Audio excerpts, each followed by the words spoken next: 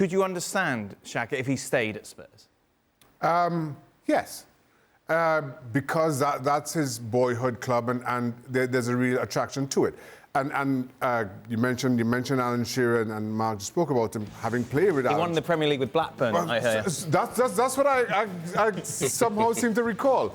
But just understanding the draw of playing for your hometown club, the club that you grew up supporting. I understand that. I witnessed it firsthand. So I certainly can sympathise with that if that's the direction that Harry Kane goes. But to your point, or to Stevie's point, right now as Spurs are set up, I don't see Spurs challenging the top clubs in the Premier League for significant silverware. So if you're Harry Kane, and with all these records for club and country and for the league beckoning, to retire with just those individual records and nothing to show by way of silverware, I'm not sure that's enticing enough. Best players want to win the trophies, Dan. The big players want to win the trophies. It's one thing to have the goals, and yes, you can go back to that. But the reason we all play the game in the first place is to play in the cup final. It's to win the league. It's to win silverware.